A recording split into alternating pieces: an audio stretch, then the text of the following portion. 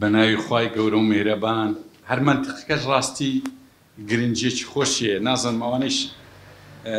شارەزای تاریخن لە کوردستان ئەوەی کە تاریخی کوردستان پێک دەینی شارە زوورە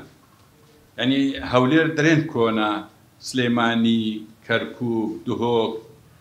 ئەمە ویلایەتمان هەبووە زۆر ویلایەت بەناوی کورد هەتا مستەوای ئیالەتیش بەناوی کوردستانیش هەبووە بەس ئەوەی کە زۆر ناوبانجی لە تاریخ هەیە لە کتێبەکان شارە زوورە علەمای گەورە گەورەی لێیە مەسەڵەن ڕەنگە قسمەک بەس ئیبن سەلاحی شارە زووری بیستوی شەمسەددینی شارە زووریمان هەیە زۆر لە پێش ئاینشتان نزیکەی 300 پێش ئاینشتاین پەیوەندی نێوان زەمان و مەکانی دیتیتەوە بەڵام بەداخەوە ناوی نییە 4-5 کتێبی زۆر بەقووەتی هەیە ئەمن چەند تەمەشای شەمسەددین شەهرە زووری دەکەم هیچ لە ئەرستۆ و ئیبن ڕوشد کەمتر نییە گفتوگۆیەکانی بەڵام لە کوردستان نە لە جامیعە نە لە یەک شوێن ناوی نییە من داوام لە دووسێ تەڵەبان کرد کە دکتۆرایەک بینەوە تەحقیق لەو زانایە گەورەی بکەن و بهینەوە مەیدانی وەڵایەکیان خۆشبەختانەوە دەستی پێکردیە زۆربەی کتێبەکان باسی شارە زووریان کردیان یاقوت حەمەوی قسەی زۆر خۆش دەجێتەوە هەمووتان ڕەنگە یاقوت حەمەویتان بیستوی کتێبی مەعجەم البولدانی هەیە 800 لەوە پێش دەرێ زۆر حەزم دەکرد شارە زووری بینم لەبەرەوەی ناوبانگەشی زۆری هەبوو ناوبانجی چی؟ ناوبانجی ئەوەی کە زۆری فەیلسوف و حەکیم و زانای لێ بووە حەکیم بەمەعنا ئەو کاتی بە دکتۆران تەبیبیان دەگوت حەکیم دەرێ لە بەغدا بەڕێکەوتم تووشی عارەبەچی بووم گوتی هات و بە خێراتبوونی کردم گوتیەوە دەچێ چێ گوتم وڵات دەچمە شارە زوور ئۆ گوتی دەچێت ناو کوردان الأكراد أشد كفرا ونفاقا قلت له مش زور بيم عزوه ولا برتويكو قلت له كاكا أو براي عرب أو آياتك وهانية قلت له إيش قصتي زور رقي جواب قلت له آخر خواي جورا كردي نديت بوكاتي دنا نيدو العرب قلت له الأكراد قلت له أتصار بتزيم هيش قلت له راستي كيف هندشي قلت له كجيش مستر سنوري لبغداد ردم قلت له من برو أو زاد زان أكراد شون وتي رويشتم توشي دزيبون وتي مجموعة دزي خرابي كردم توجو بلام وتي ليه ردبون دبينم أو كومال قد جوانا أو ملة جوانا لهم زيك درسوا دراستا وتي ديار بو برادرة عربة بس إزعاجبوني أوين دري وايلي كربكا أو قصة قولبكا وتي أو لو دنياي قرايمة أو زانا بليمتو فيلسوفو طبيب ودكتوري لو منطقة مدين لشرط هيك زي دنيا من نديد زور باز دكا لزور سرتاوي كتاب باسي شارع الزور دكا زور بقرنجي إن شاء الله أو شارع زوري إستاي إيماش زارشكا زندو دبتوا زارشكا دوري بيشروي وردقري زارشكا إن شاء الله مركزي همو كردستان هر ساعت بارسي كردستان ديتوا إيرا أوار بيشا تشيك بو أقل يوم قبول كان إن شاء الله هر أو دان جلسيش صلى سوي دكين كا شون بابتك للشوينان دي ليرة دبتا اختلاف يعني محاول دين الروان مشكلة نية كما خلاف هبي اللي عندك بلا همو بابتك بيت كردستان ببتا اختلاف لبيني دوتين براستي زور باج نية أما دمانوي حقيقتك بديار بيخين أجوي أهلي حق بي زو باور بيدك حتى قصر لي خوش بي برام أهلي باطل رنقا هر دايما إنكار دكا وأهلي باطل أغتان لبي حزي لحوارنيا حزي لقروينيا لقا أهلي حق تكري بي مزور زربا ما مصاني أين دري ما مصاني اوقع زانتنا من خوش بختانا لو ماوي وارك كود كاق مالا بختيار ما نديد لسا داواي خوي دانشنشي لقا إيما كرد زۆر قسە و گفتوگۆ کرا مێک لەوانە گوتمان مادام ئەتو هەندێک ڕەئیت گۆڕایە کە پێمان باش بوو چکە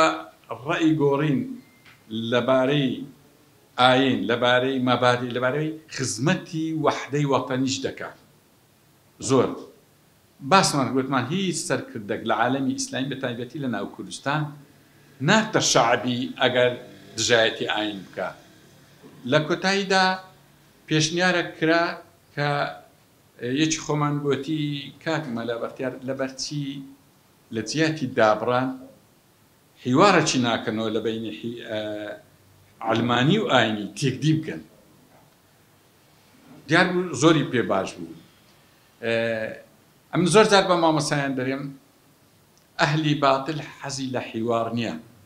حەزی لێ حاجزەک دروستبی، ئاین بکەیتە لا چەپ سەبر بکەیتە لا چەپەچی و لە بۆ خۆی برێن ئەوە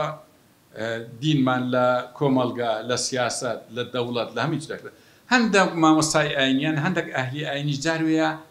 لە دڵسۆزی و لە نەشارەزایی پێکەوە تقریبا خزمەتی ئەو ئیشەی دەکات بەبێ ئەوی ئاگای لە خۆبی. بۆ نمونە دەرێ من عیلاقەم بە سیاست نییە، وڵام سیاست کاکە ئیشی من نییە و ئیشی هەر بکوژێن ئیشی ئەوە فلان جەماعەتیە، کاکە زانست ئیشی من نییە، گەردوون ئیشی من نییە، عیلاقاتی دووەلی ئیشی من نییە. ئەدی ئەگەر یەک قسەی لەسەر ئاین کرد کاکەوە ئیشی تو نییە. ئەدی چیا وەکوێ دەیەوێ ئاین برێ وڵا ئایدی چەند کەسە چی و تەواو بڕەوە ئەوەش ڕێک مەبەستی ئەهلی باتڵ دێنتە دی کە دەیەوێ ئاین و دیراساتی ئاینی و خەرچی ئەوەی جودا کاتەوە زۆر خزمەتێکی خەتەر بە دژی ئاین دەکات بێ ئەوەی بەخۆشی ئاگای لێبی.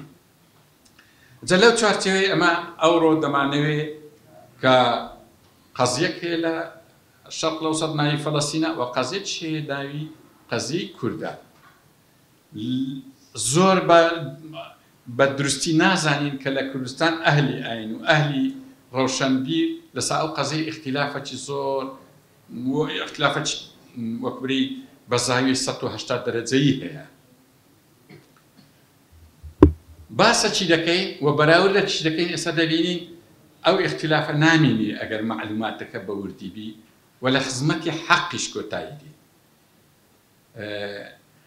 ئەسلی قەزیەی کوردی تاڕادەیەک دیارە، ئەنی ئەوانەی کە دەیجێڕنەوە لە بۆ چاڵدێران زۆر دوور ڕاستی زۆر ئەساسی نییە، یان دەیانەوێ تاریخەکی بدەنە قوڵایی ئیسلام و برن هاها ئیسلامی بەرپرسیارە ئەمە نەکبری لایەنگیری هیچ لایەکی بکەم، بەس ئەسل و ئەساسی نییە. قەزیەی کوردی لە سایکسپیکۆ ڕادەست پێیەکە دەنا لە چاڵدێران خۆ هەر کورد تەقسیم نەبوو، عەرەبیش تەقسیم بوو، تورکمان تەقسیم بوو، فارس تەقسیم بوو، یعنی ئەوها نییە، یعنی ئەوەندە دووری بێخینەوە. قەزیەکە لە سەرەتای سەدەی 21 دەست پێیەکە لەو مەجموعە ئیتیفاقیاتە و دابەشکردنی ڕۆژهەڵاتی ناوەڕاستە. لە هەمان کاتەکە قەزیەی فەڵەستینیش دروست دەبێت. قەزیەی کوردی ڕاستی هەموو لایەکتان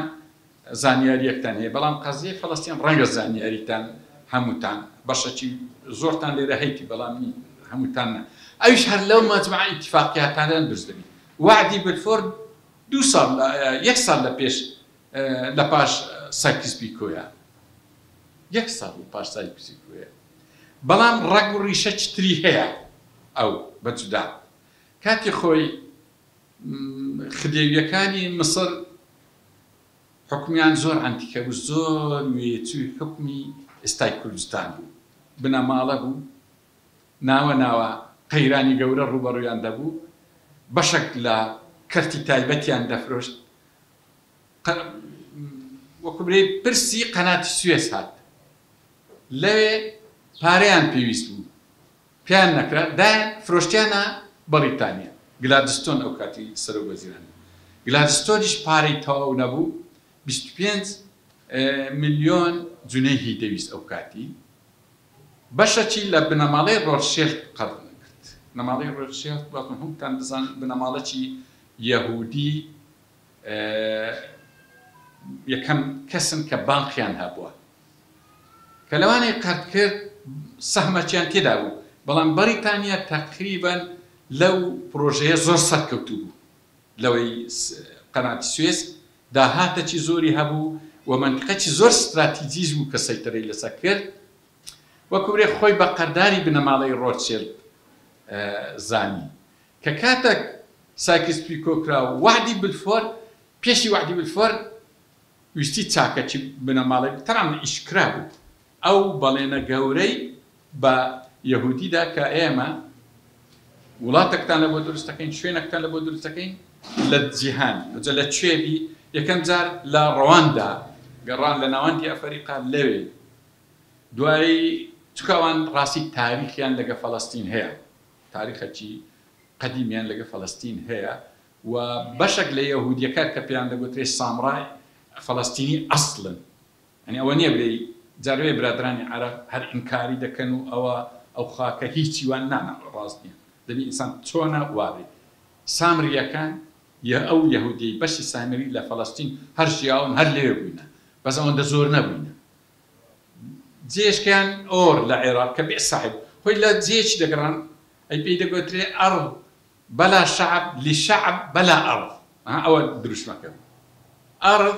دقران لشوينك أرض بلا شعب لشعب بلا أرض أقول لك أويا لشوينك دقران لخاكك ببي خاون لبو خاكشي لبو خاونك بخاك يعني ملتك ببي خاك أقول بيك يا كردي دوای هات نصر فلسطین تکا دو دلبن لفلسطین زور لبروی کات خوی صلاح الدین ایوبی وكبري دردة شوي با أواني داجير كار كرد لقد يعني صار كوتنا جوركي زور بأخلاقانش وكبريش أو صدمي سردني سبايا و كنيز أو أوانبو كأوهية أساسا شيء دينية أو موضوعة صلاح الدين أيوبي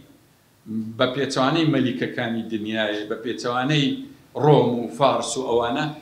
أو جنو من دال وأواني همو آزاد كرت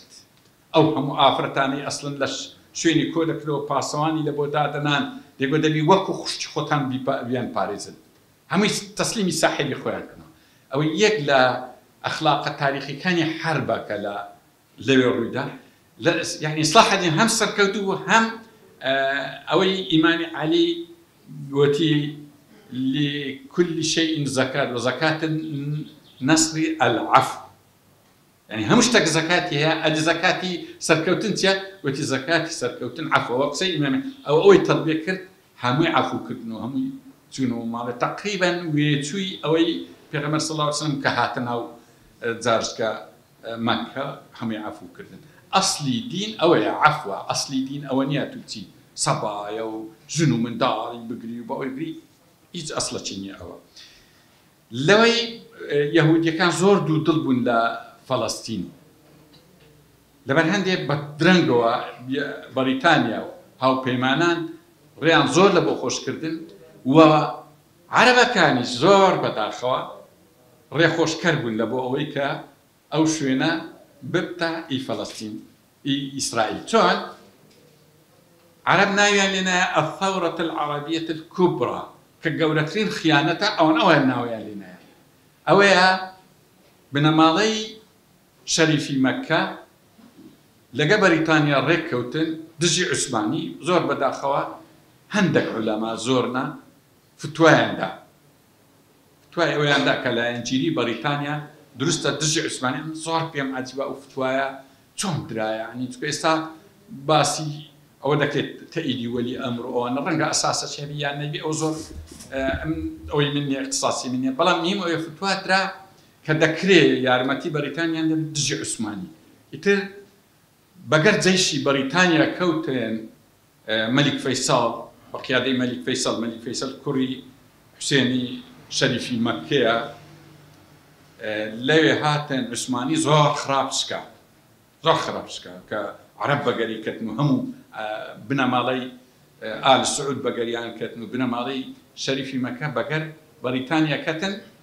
مشهورة أو موضوع همو مؤرخك أو يدزاني يعني حقيقتك هيس كاس مناقشة لسنك لورانس مشهورة لك أو إشكي ويجلس لقال ما هون كسروتش مخابرات ولا قاهرة يتر زيشي عثماني خرابشكا حتى جيشتوا أو أنا ديار جمال باشا أنور باشا وأنا سركداتي تبعك شكان حتى شكانك تأثيري لو هاو بيماني كرك لبيني محمد الشيرازي لجنوب العراق سليمان بق عسكري سليمان قائد جيش عثماني بو والشيخ محمود أو شكستي أي تأثيري ليرك أو جبهة إرشكا کە جەبهەی عوسمانی لە شام شکا زۆر بە ئاسانی جەنەڕال لێنبی چوو پێچی لەسەر قەبری سڵاح الدینی دانا و هەموو عەرەبیشی لەگەردا بوو ئەوانەی کە بەشدار من لەگەری بە یەهودیەکانیش ئەوانەی لەگەردا بوو وای زمان نامەی لە بۆ نارد گوتی ئەو ڕسمم لە بۆ بنێرە کە پێ لەسەر قەبری سڵاح الدینە گوتی سڵاح الدین دەهەستەوە ئەوە هاتینەوە هەموو عەرەبەکانیش چەپڕیان لە بۆ لێدا ئیتر لێوە فەڵەستین تەسلیمی یەهودی کرا لە پاش هەنێ طبعا ئەوانە زۆر دوور و درێژن و بە وەسایقن بەریتانیا دەیگۆتە وڵاتی سعودیا قەتەر ئیمارات عێراق مصر هەمووی هەر یەکێک دەوڵەتتان دەوێت دروستکەن دەبی بچن لە بەریتانیا چۆن ئێستا ئێمە یەک لێرە دەبتە موەزەف دەبی تەسکێکی لە کۆمیتە ڕێکخرا و ناوچە نازم چ دەینی و دەی بچن لە لای حایم وای زمان تەسکیەکی بینن کە لەوێ بزانە ئەو چتان پێ دەرێ دەبی بەجێ بکەن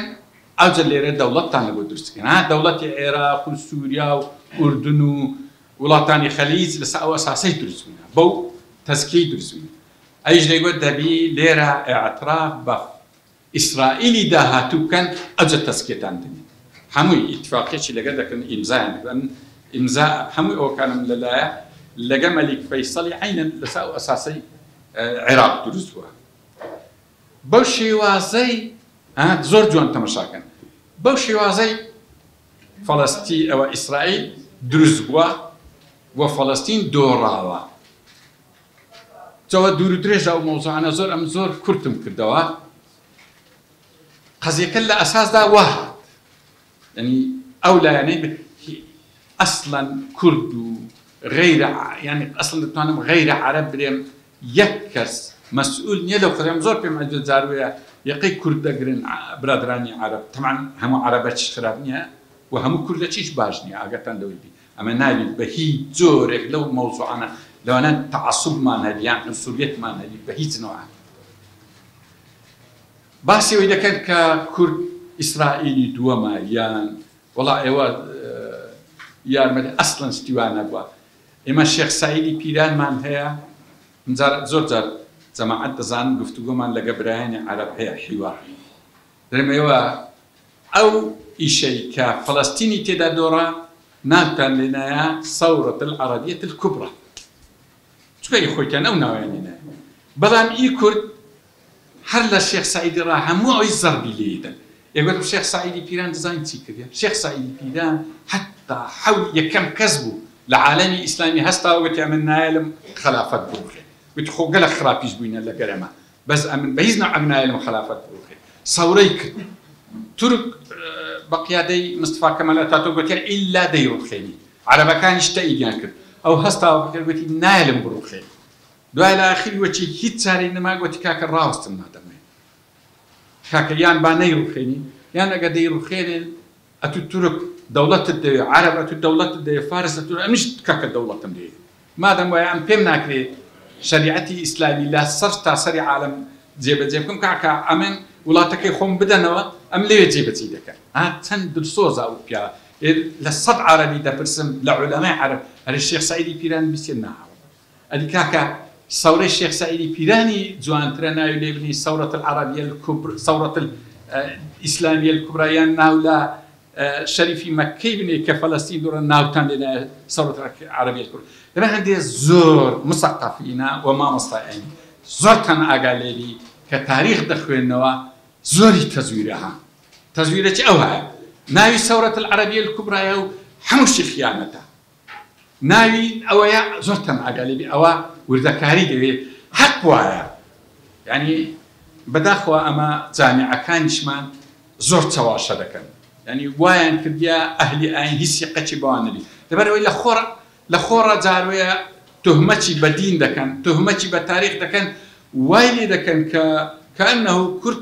یعنی ئیسلام هاتیە و هەر کوردی چەوساتەوە لەبەر هەندێک ئەهلی دین و مامۆستای هیچی قەی بەویش نمایە دەبەرێت ئیشەکەی بە جوانی برێ و ئەوەش جوان ڕووبکەوە بزانە مامۆستای ئاینی ئەهلی دین چەند سیقەت پێ دەکەن یعنی ئەو بێسیقەیەیە هەردوو لا وای کردیە زەرەکە حول تقلاي ما أويك أو بانتايها وبش حقيقة ببينين ولا هرد لا بين كاكا ولا تاريخ أو هاي ولا ما مستعين تاريخ أو هاي راستي كي أو راستي رداوكي كواتا قضية فلسطين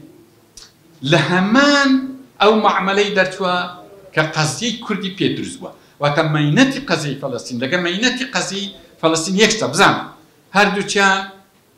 يعني اگر بابرين بانتاية چاو باش ببيني ولا بو او يقنري ولا قضية فلسطين زور مقدسة وزور دينية وزور حقه ولا قضية كلنا والله برنقة برياني عرب زارو العالمي إسلامي واروية كقضية فلسطين قضية حق وجوانا ولا قضية كل كزنازان تيو رنقة درسكراي استعمال وصهيوني بي هيز أصله أساسا أو دبي أرشي ما مستعاني أينيا أو الراس كنا ولا بو عالم إسلام زور زاد توشين بينا كتن كاكا وانيا ورن تمشاكن زان تسونا ويتشو كانيتيا ليكتيا كانيتيا هردو كان بيكوا زادي سايكس بيكون هردو كان بمادتي تايبتي سيفر دروز بينا يعني كبري مينتيكا ای کرد با ماده 62 63 لسیبه ای فلسطین 95 و 90 تا یک معامله کرد کرد 4 پارچه عین فلسطینیش کرد 4 پارچه درا مصر زفت درا اردن قدس ببيلاني ما الكش درا اسرائيل ها تمشاكن همي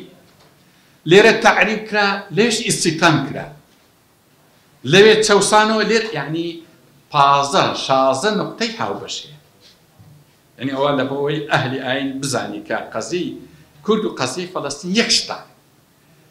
ببيتواني أوي هندق لا قومي عربية كان كدرين قضية أجا كرد بتا دولة دبتا إسرائيلي دوام يك بيويتوي أو مانية لبين دولة إسرائيل قضية كردي بيكتبسي هيت مانية وأوجاربو أجا داري أواني كأميدة كان بإسرائيل هي تأييد قضية كردي بكادري آجان لبي دولة إسرائيل وادرس كرايا كلا أساسي سايكس بيكو وادرس كرايا كشرق الأوسط شون وادابش كرايا هر وهاب بمينيتوها يعني أو دابش كردستان كرايتا تسار بارتا لا لبي أمني قومي إسرائيلي دايا يعني من أوي وكبري تهمة بإسرائيل ناكم بريم أو دولتي أمنيتي قومي إسرائيل لسأوي درزوا ككرد بهر بارسا لي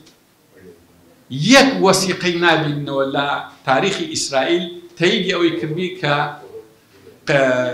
بارسا كاني تري كردستان يك بقريتوا ليك وثيقي إسرائيل نابي وتأيدي دولتي كرد هذه تسي لي دبينو لي دبينو كأو قضية أجر كب كرابيتوا بكر يعني يستوحى يعني نك بابرين حركة كل عمل إسرائيل بنا أو أنا حولي دا لبخوي بلا ما جزور جوردي بسيتي جتكيب كاتوا أو استراتيجيتي ويا كاتا للايك برادراني علماني دبي أقدر بن أميديان بإسرائيل نبي بهزنا للايش برادراني أهل ديني أهل إسلامي أقدر بن قضية كرد ويتشوي قضية فلسطين النك ويتشوي قضية إسرائيل ويتشوي بابرين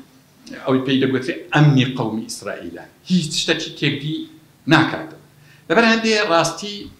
أو روانغا جيايتي يعني كلا كردستان طبعا زور بكرتي باسم كرد حزم كرد قفتو لبيني خومان كي أو قفتو زور بيزار جبني دبي رد فعلا رد فعل للاي أكاديمي للاي علمي هي أساسا تشينيا والرد فعل للاي ديني شيء بس تايبة تشتك مثلا زور جار جملي بو ما مستعيني دمني برسيا قوتي أو هاكا بلام إخوة صدقي أواني حركي كردي بريو دبن خلقانة شي زور نادينا إيه والله راز لك خلقة شي نادينا بدبختي كردي توشي تبغى توشي أيوة خلقة شي ناديني حركي كردي بريو ده رنجا أوش بشك بيتو صد ما مستعيني ما مستعيني لبرتي بيشي أوانا هرنستاي أو قزيب كي إخوة أوايا كني كي إخوة أو هاي ليدي براويز دخلي مثلا يكلا حزب إسلامي جوري كردستان بودي والله قضية كردي سنوية كي للسرمانية إيه لبرتي والله خوكر دورات باشان ومن بدبري أو قضية بكي إخوة ويبرين سنويك لسر وين ما صار أجاي لقفتوجو إيش لو موضوعنا التي ما أجلبه بيكي خود كاك بيكي خود أتو زيادة يعني أتو زيادة شايستي بيكي يخود أتو أصل تري أتو فكرك لو لا إرادي كسر زاني بكسب تروسوا لا تسمع عملتي هات تدري درماني بيس كم بيسا خوارني بيس كدي إسرائيل كم بيسا بخوي وجلو إخراته خو من لجر وحدة وطنيم دامها يا وقت توانيتي بو باطلي ريشي بيخبيك بيتك قايديتو يتجلسير دستيني روانجي ديني أويا بما وصلنا زين ما نصدر راسني آياتك يا هم قرصة تيجيشتني هم قرصة شتيبة تيكردني حتى أجر أوانا لا دينيش بن لا يجرمنكم شنآن قوم على أن لا تعدل اعدلوا أو آية براستي تيجيشني زحمتها تطبيق الشيء زعمتك أو بريت دري دري أتنابي بابلين محاميكي يعني صاحبكي تصرفاتي ناشريني كي بدقي تحدي تجريمة واللي بكا أتلا أصلي جنسي قضية كموقف الخوار ها زور اشتكي جرينجا زور دري باعوا وهابي باعوا كافر بي باعوا يهودي بي باعوا علماني باعوا مادام جنسي قضية كي أويا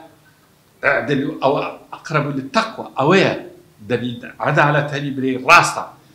يعني ده يبري أو ظالمة أو مظلومة ظالم ومظلوم وكهيج تجيني ده توانم قصتي برأي خم كم ما مستعان رنج الرأيان جدادي أمن أوان دي للدين بيجتيما ريدا خرج لبوخوي غير دين بي لبوخوي مسيحي بي يهودي بي فلان مذهبي فلان ري بداية بس ري بظلمنا لا لبو ظلم تسكر دقري فتوحات لس أساسي ظلم يعني وكبري أما ليرة دانشين ما زال ساتين يك مسيحي يك يهودي يك ناظر زردشتي حمي دبي دكريو